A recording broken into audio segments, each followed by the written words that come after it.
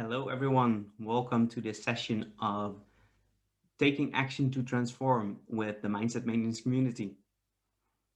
Today, we're going to go over a number of prioritization tools.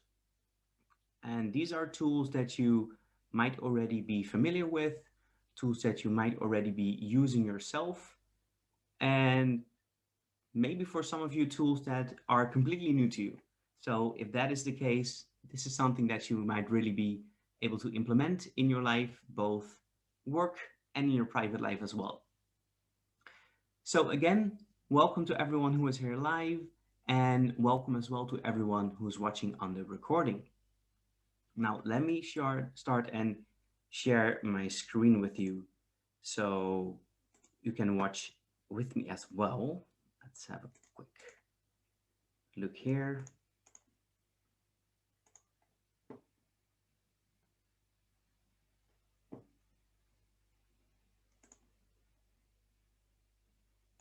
And let's see if you can now see the presentation. Okay, excellent. So prioritization tools is what we're going to go through today. And there are a number of them. So let's have a quick look at the list of the tools that we're going to cover. And as I said, some of these might be familiar to you, right? First, we have the Eisenhower Box, which is probably the one that, if you know one, it's going to be this one. It's a very commonly used tool and one that is mostly being used in the work environment. And after that, we have the Ivy Lee method, which is a simple one, but very effective. Then we have Brian Tracy's ABCDE, which goes a step further than the Ivy Lee method. Then we'll dive into Eating Your Frog, which is also a very well-known concept, but one that works surprisingly well, even though it's not necessarily the nicest one. We have the sunk cost fallacy, which is not so much a tool or a method, but really something to keep in mind. And same really goes for time multipliers. It's really something to keep in mind. And when you apply that, it can be very beneficial. Doing your most important tasks at your most productive hours.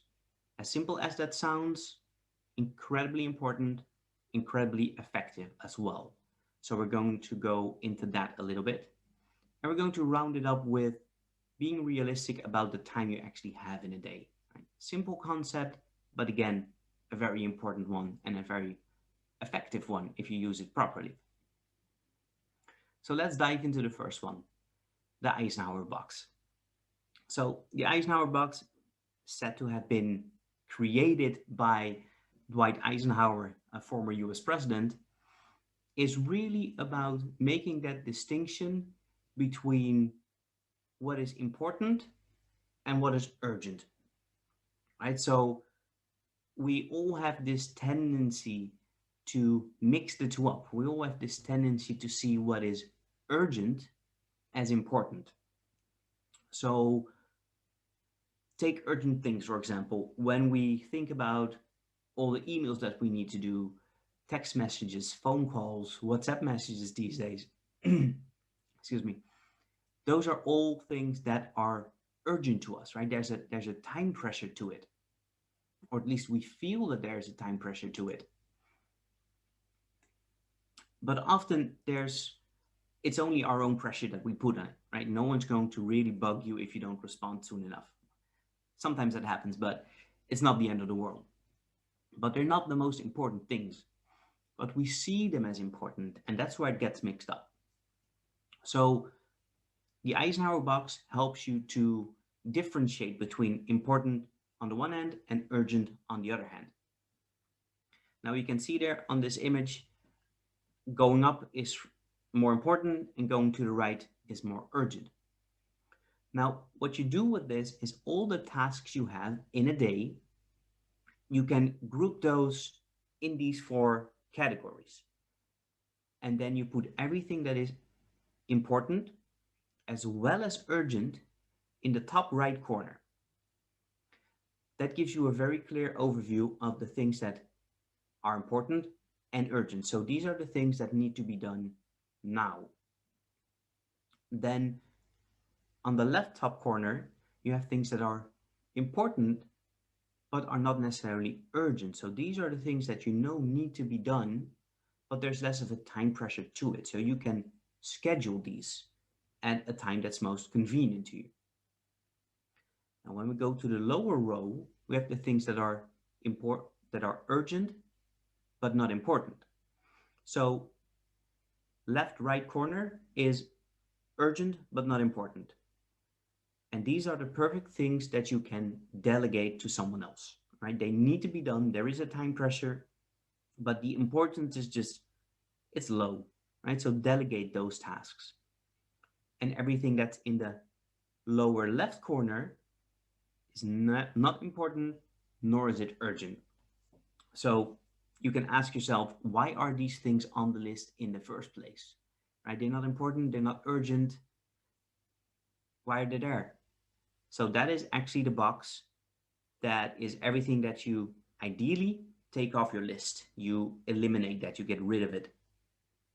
Because this only takes up time and it doesn't really add that much to your work. It doesn't produce any real outcome, any real result. And it doesn't need to be done anytime soon anyway. Right? So really think about how you can group and divide your tasks in a given day and in which sector of this box you can put them. Right? It's a simple method, but if you've never used it before, you'll probably realize how clear it becomes what needs to be done where and which falls in which category, right? So that's the Eisenhower box. It's really about distincting importance from urgency. And the next one, which ties into this one in a way, is the Ivy Lee method. And it ties in the following way, right? We can still end up with a lot of things in the top right corner, right? What's both important and urgent. So if you have a really busy day and you have a lot of things to do, you might still end up with 6 or 7 things in that important and urgent box. So then what are you going to do? Are you going to do everything at the same time? That's obviously not an option. So what you do is you use the Ivy Lee method. And that is probably one of the simplest methods that you can use. It is something that we probably all do on a daily basis anyway, or at least we've all done it at some point. The Ivy Lee method is a to-do list, essentially. You have no more than 6 things that you list from what needs to be done. And that sounds incredibly simple. And that is actually what makes it a powerful tool, right? It is so incredibly simple that everyone can apply it at any time and it will be effective. It's about having a clear list of this needs to be done first, this needs to be done second. There's really nothing more to it than that. It's a tool that's so incredibly simple that you can almost justify not even mentioning it because it is just too simple to be true. But again, it is because of that incredible simplicity that it is so incredibly effective. That is why so many of us use it on a daily basis. It doesn't really even occur to us that we're using such a strong, powerful tool because it simply looks like a list of 5 or 6 things. But that is all that it is. And when you use this, think for yourself if you use this, right? On a daily basis, weekly, doesn't matter. But if you ever make a list, then you're using this method. And the trick with this is that when you do it, see if you can be a bit more conscious about using it. Right? Be aware that you're using an effective and efficient prioritization tool for yourself to streamline your day. Right? Simple, but the simplest things are often the most effective. Now, with the Eisenhower box and the Ivy Lee method, you might still end up with essentially too many things on your plate. Right? It can still look like you have too many things to do. Here you have 6 in the Ivy Lee method, but what if you have multiple tasks to do? A project you're working on that goes very deep, or you have different roles to cover in a given day. Then an excellent way to get clarity on that and to get a better overview is to use Brian Tracy's ABCDE box, or its ABCDE method. Because what that does is that it goes a step deeper into your prioritization list. And the trick there is that we combine letters with numbers. And again, that is something that might sound too simple to be effective, but the opposite is actually true, right? Because we put a lot of value and importance on the first 3 letters of the alphabet and on the first 3 numbers. We have it in school, right? People are being graded with an A, B, or a C. And we put such a significance to that that we know automatically when we grow up, A is the best, A is important. There's a common phrase that being on your A game, right? So we use that for many things. Same with numbers. There's always first, second, third place. We know first is most important. So combining these two in your prioritization method is much more powerful and much more effective than you're aware of. And there's a reason that we only have A, B, C, right? Because we'll get to the D and the E in a moment. So take your Eisenhower box example again, and you have a whole bunch of things in there that to you are both important and they are urgent. Now you can use your Ivy Lee method and make a list of 6, but that might not be enough, and it might not be specific enough, because you might still feel that I have 4 things that I would all consider A's if I would group them in the most important box. Then, as simple as it is, you simply take your A's and you number them. You're going to have an A1, A2, and A3. And because of that, it gives a surprising amount of clarity on what is really the most important thing that needs to be done. And because we take away the overwhelm. You can have 20 things on your list, but to have 20 things looks overwhelming. We feel that this is too much to take on in any realistic way in a given day. So when you break it down, you get an overview, right? And here you have ABCs, and you don't go over 3 because that keeps it clear. And the nice thing about this is that when you have a clear, shorter overview, it gives a sense of accomplishment and achievement and rewarding for ourselves when we get to tick things off the list, right? We all have that. And that's perfectly fine. So when you have that clear overview of these are my A's, these are my B's, and these are my C's, and within those groups, I have a clear overview of which ones need to be done first. They are the most important things. That is a surprisingly simple, yet again, very effective way of prioritizing your day, right? Of setting up that overview. So ABCs, that is what you use. That is all you need. Now, the D and the E are very linked to the Eisenhower box, right? Remember that in the lower right corner, we had things that were urgent, but not important.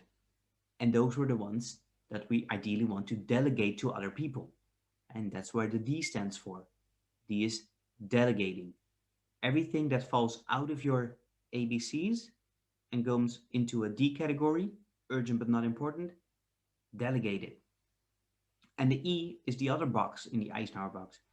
It's the ones that are not important and they are not urgent. So those are the ones that you eliminate. You get rid of them. They are only a waste of time. You don't need to use those. They're not going to benefit you. There's not really going to be any beneficial outcome of engaging in those activities, right? So everything that falls in an E category stands for eliminate. Just get rid of it. So that is a clear overview so far. And we actually have a very good question coming in. What if I don't have someone to delegate to? Tricky one. It's both tricky and simple, right? If you have someone to delegate it to, by all means, it's easy. But if you don't, you will be the one ending up having to do the work, right? But you know very clearly it's urgent, but it's not important. There's a time pressure to it, but there's less of a risk or consequences if it's not being done in the time you ideally want to do it. So if you are doing it on your own, it will still need to be done by you, but you need to be honest with yourself, or at least it's wise to be honest with yourself and put it further down on the list, right? If that means that it's going to be a C 3 days from now, then that is the way you would deal with it, right? If you don't have anyone to delegate it to, you'll need to do it yourself, but you know it's not a priority. You know it's not an important thing. And that is really the biggest distinction, right, between important and urgent in the Eisenhower box. So just make sure that you put it low on your list of things to do. I hope that clarifies it. Does that answer your question? Just let me know in the chat if it does. Excellent, a thumbs up, that always works. So this is about getting your priorities straight, right? About getting your list clear. Now, there is another concept that goes very well with that, and that is the eat that frog concept.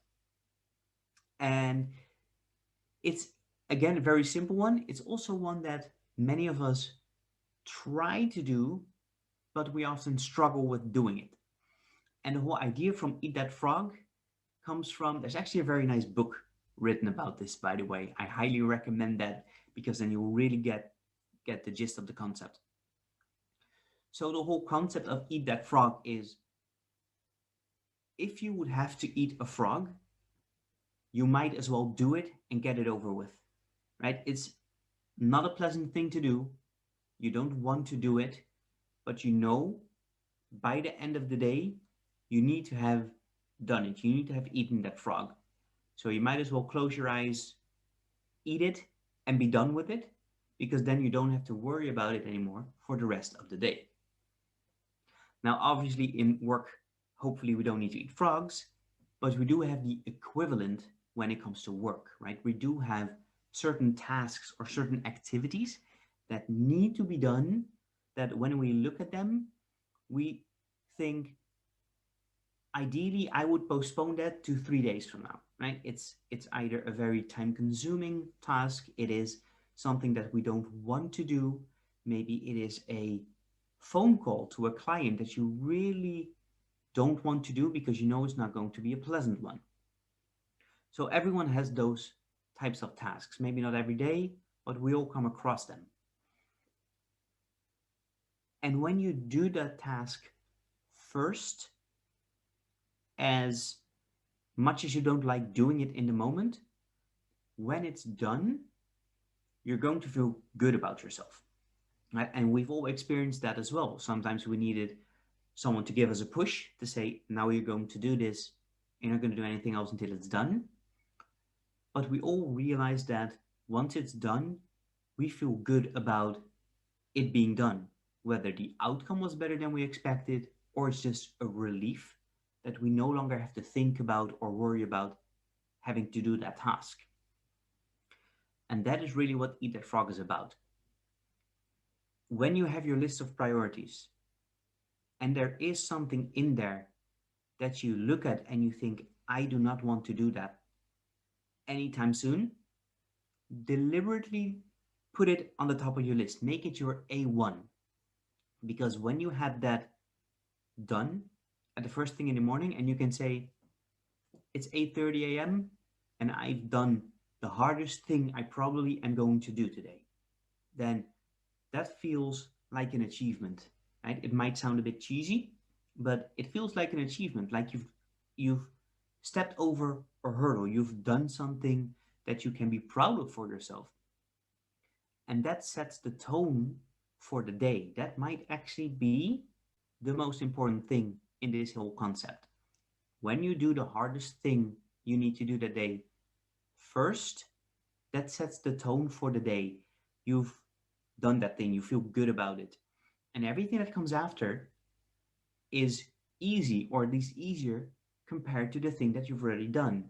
So you essentially start with walking downhill the rest of your day instead of walking relatively flat, knowing that at some point you're going to have to go over that hill. Or when your day comes to an end, you're done, you're tired, you want to go home, but there's still this massive task that you need to do, that thing that you really want to postpone. Right? So make it your A1. See if you can do that, because that will really make your day start in a very different way. It starts in a very different mindset. So eat the frog. If you've never done it before, deliberately try to apply it. Again, if you haven't read the book, highly recommend it. It's really good in terms of getting to know the concept. Now, let me just check. How is this all making sense so far? Right? Because we've covered a couple of tools. We covered the Eisenhower box, the Ivy Lee method, Brian Tracy's ABCDE, and now Eat That Frog. Right? So we've already gone over 4 common but very useful and efficient prioritization tools. So how much sense is this making so far? Just drop a quick note in the text. It makes sense, but it's quite a lot. Yes, it is. And even though they are simple methods, if this is new information, then it is a lot. But don't worry, at the end, we're going to pick one, right? There's no expectation that you need to tomorrow start applying all of these concepts and all of these tools to your day.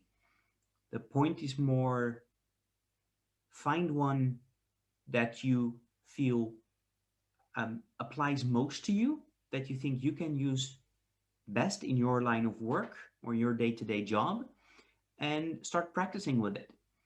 The next day, see if you can use another one, and just start using them and applying them and see what works best for you.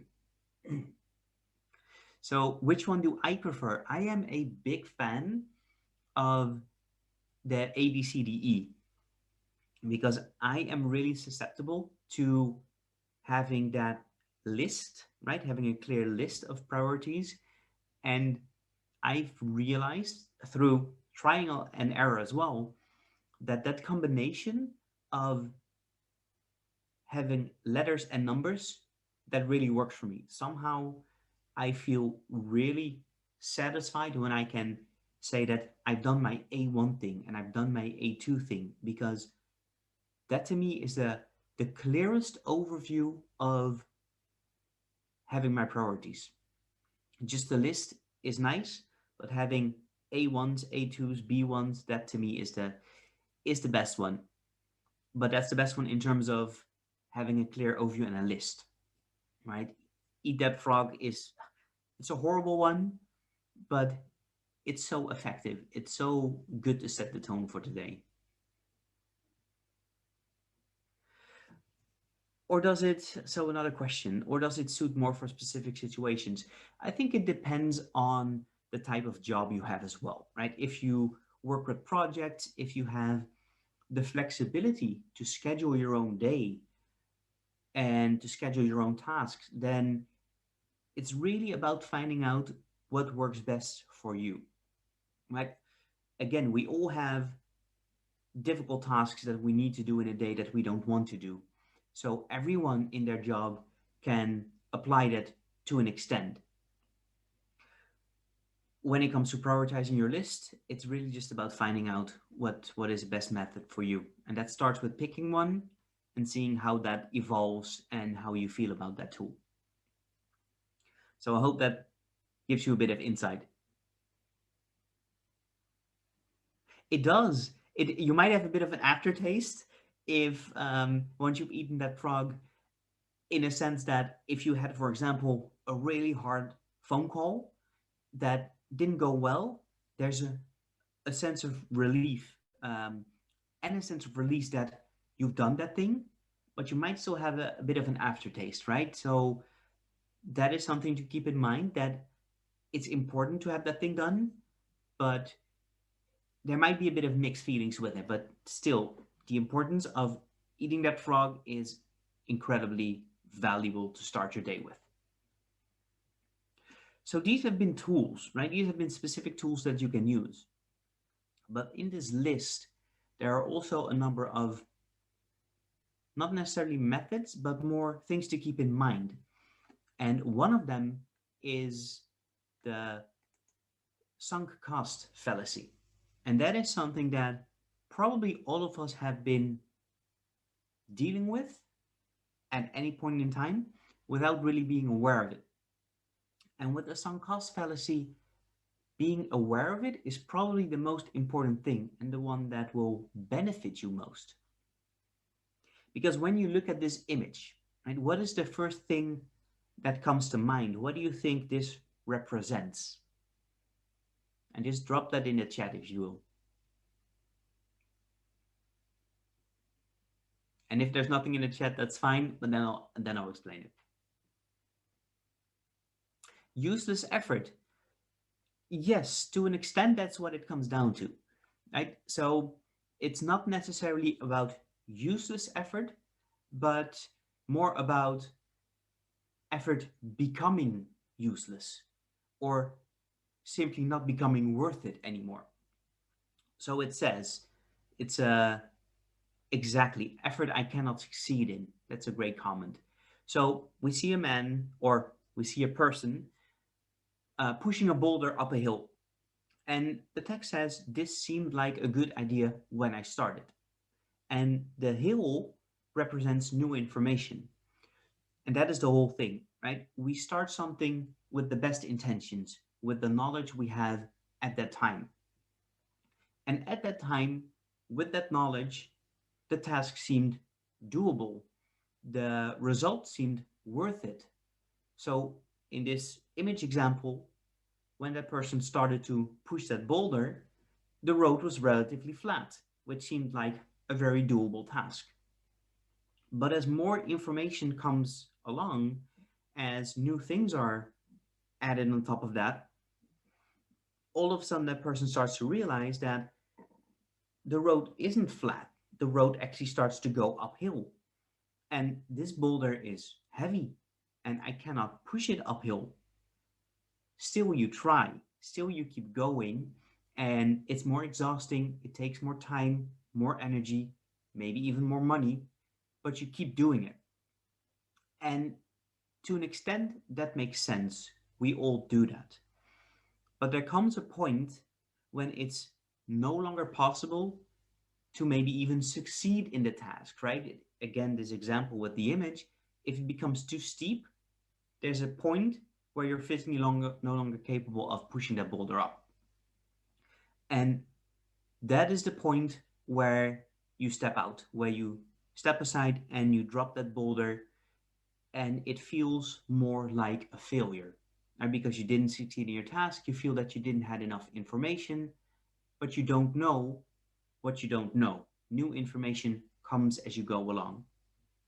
Now, the fallacy part in this sunk cost fallacy is that we often feel that we've invested too much to drop something. Imagine that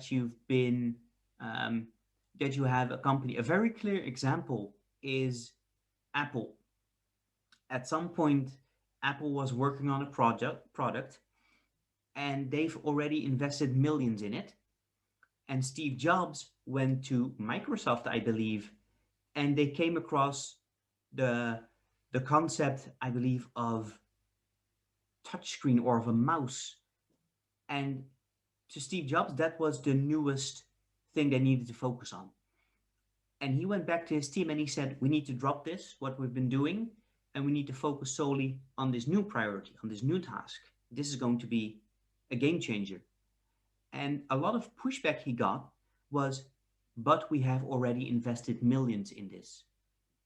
And that is the same thing that we do as well. We feel that we've invested too much time, effort, energy, money into a task, that we feel that we're losing so much when we let go of it, when we just drop it.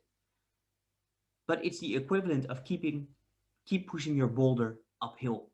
Right? It's not going to work in the long run. So with this sunk cost fallacy, it's about that clear realization that yes, you might have invested a lot of effort, energy, resources into it, but it's not going to be effective. It's not going to benefit you in the long run. So you are better off stepping out now, letting a certain priority go now, than wasting more time on it by keep going and then having to drop it at a later stage. So that's the whole concept, right? That being aware, how much have you invested? Is it going to benefit you? The answer is no. Hard as it might be, let it go. Just let that go and focus on other things. That is the things that need your time and attention. So it's not a tool, but it's a concept that's very important to be aware of because we have this tendency to often keep going too long with things that we know will not be beneficial in the end. And with that, so I hope that makes sense, right? If not, by all means, drop a question or ask for some clarification. If it does, just give me a thumbs up. How can I decide whether the effort is uphill and no chance for success or just an effort that feels straining? Yes. Yeah. Um, it's tricky, right? Because we never know what's going to come up, what the future brings. It's more of an educated guess, right? There's often clear indicators in your work that something is just going to be so consuming and it's not going to give the outcome that you want. An example that I know from a former a former classmate of mine years ago, she was working on her PhD degree and she was so close. But in the end, she was brave enough to let it go because she realized that she did not want to pursue a career in the field that she was now studying for her PhD for. Right? And that is maybe one of the clearest examples. And it's studying for a PhD is not something that you do in 6 months, right? That takes a lot of time, energy, effort, money that you invest in that. And to let that go because you've come to the realization that it is not going to make you happy. It is not going to be what you want to do. And then to let that go, that is very powerful. That's very beneficial in the end, even though it might hurt in the moment. But to get to that realization, to know whether it's just an uphill battle, but you are able to reach that top with that boulder, or whether it's a 500-meter hill that's steep and you're not going to make it, sometimes you don't know. Sometimes you just have to make a decision and you think, can I go on? Have I exhausted my resources? Do I still want to keep pushing? And there's no clear answer for that. That is really a gut feeling, I would say. And with that gut feeling comes a very honest question to yourself. Am I stopping this because I'm afraid of it? Or have I really exhausted my resources and can I no longer keep going? When you ask yourself that honest question and your gut feeling says, I can't, then I would say let it go. Obviously, don't give up too soon, right? We don't want that, but be honest with yourself, be realistic. I hope that clarifies it a bit. It's not a concrete, clear answer because there really isn't one to it. It's really a gut feeling thing. So with that, let's move on to the next one, which is another concept. It's a bit of a combination between a tool and a concept, right? It's prioritizing your important work during your most productive hours. And there's this concept that's called a productivity curve. And we all have that. We might not be consciously aware of it, but we all know it about ourselves. Because we all have moments in a day that we feel more productive and moments that we feel less productive. And for many of us, if we have the freedom and flexibility within our jobs to plan our work, we automatically start planning our work in times that we are more productive. And we might not do this deliberately, but we know that 2 hours after lunch when we have a dip, nobody's going to plan a lot of productive work because we know almost instinctively that we're not going to get much out of it. Many people are very productive in the morning and they do their most important tasks in those hours. So we do this almost automatically in a sense, but the trick here is to become a bit more aware of it, to do it more consciously. So a lot of this comes down to self-observation in a sense, right? When you go through your day, let's say for the next couple of days, when you go through your day, see if you can observe and become aware of when you feel that you have the most energy, when you feel that you can do the most work, versus the times in a day that you feel a bit more down or low on energy. And see if you can get clear on when in a day those periods are.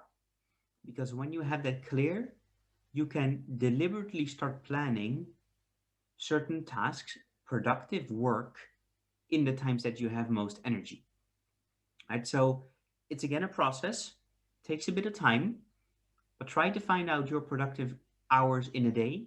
And when you have that, see if you can schedule your most productive work during those hours. So take a bit of time and see if you can figure that out.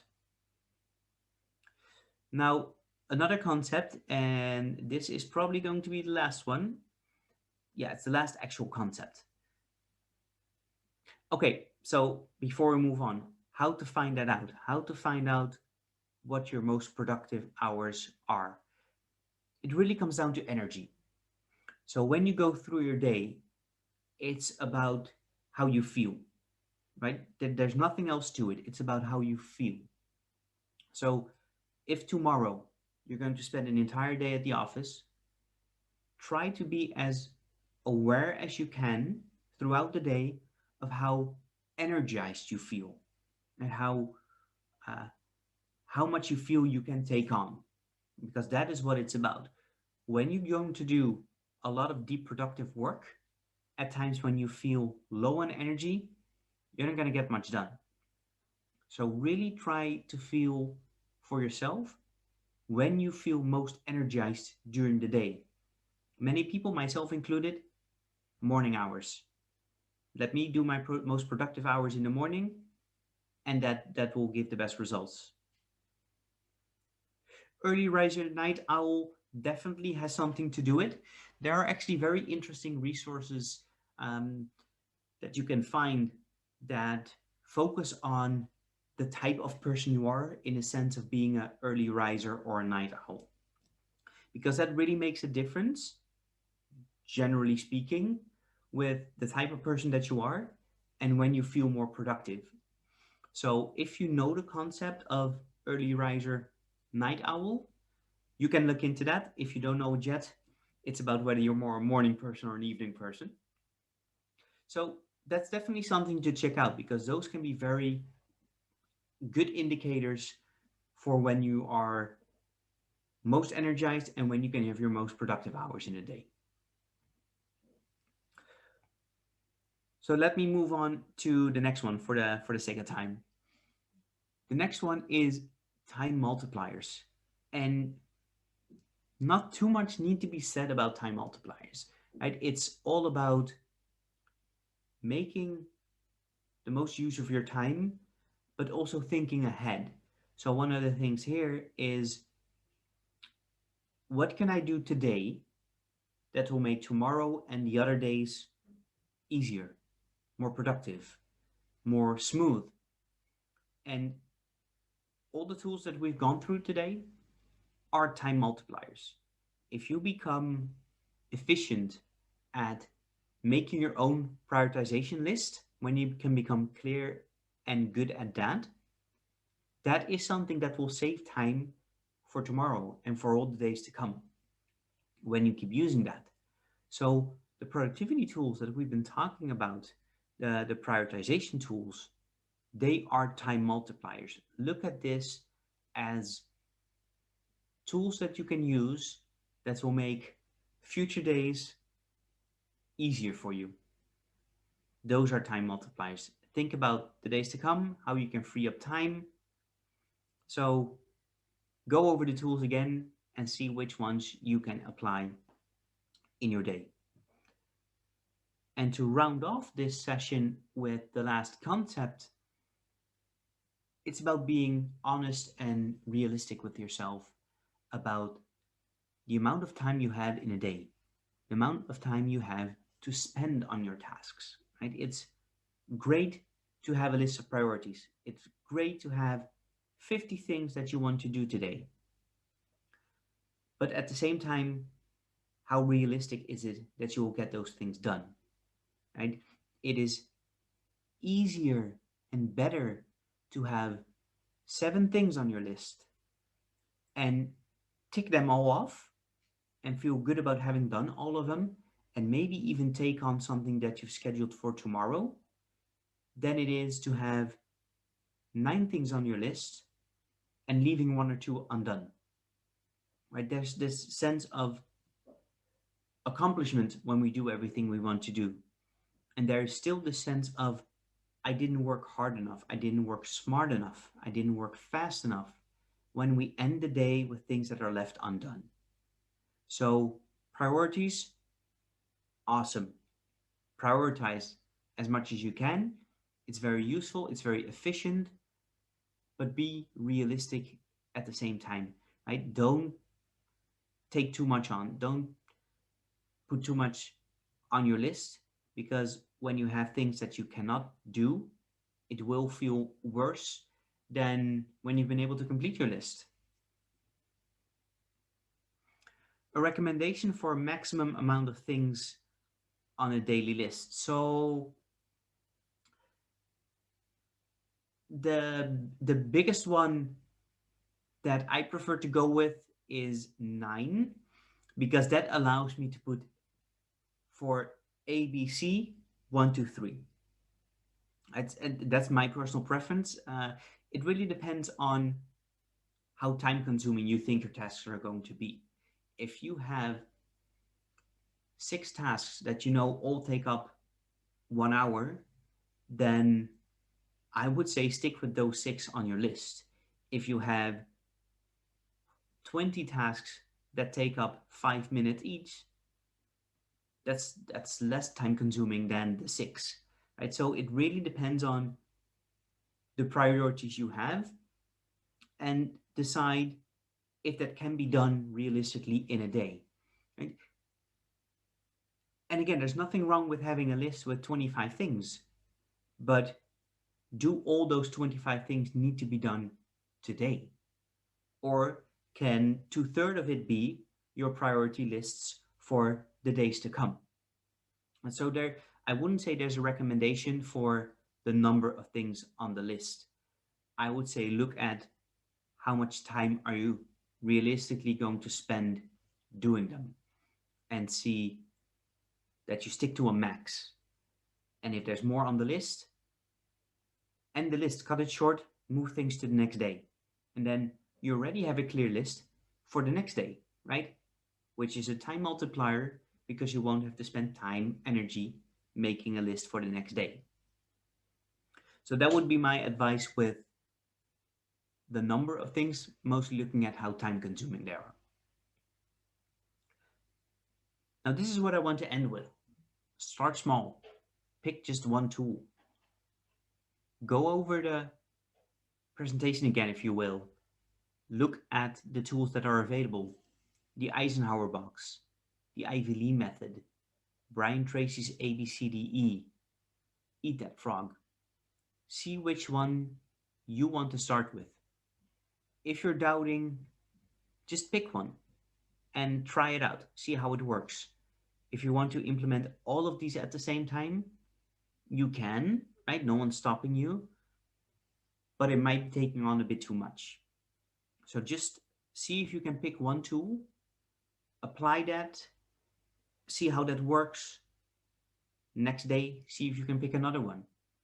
Or if it works well for you, see if you can add another tool to it. Right? And while you are focusing on one tool, keep in mind the other concepts we discussed. Sunk cost fallacy, let things go when they take up too much. Time multipliers, see what you can do with that, how you can use these tools. See if you can find out which time of day you are most productive. Right? That might even be one of the nicest ones to start with because it's about self-observation, right? You can just have your work day tomorrow without having to do anything different from a regular day, but just be aware of how energized you feel at certain hours. And from there, see if you can start to prioritize and then apply that to the hours that work best for you. So with that, we come to the end. I hope this has been clear. I know it has been a lot. I will make sure that there's an overview for you to go through with what we've covered, right? So that you can look back on it. If there are any questions, by all means, drop them in the chat. Or if something else comes up, you know you can always mention it and have a conversation about it in the topic section in the network. So there's always options to do that. If there are no questions, then all that's left for me to say is thank you. Thank you very much for being here. If you're watching it on the replay, I hope it's been useful. I hope you can take on some of these tools and use them to your benefit. And with that, I would say have a wonderful day, wherever it is you are, and see you next time in the next session. Bye.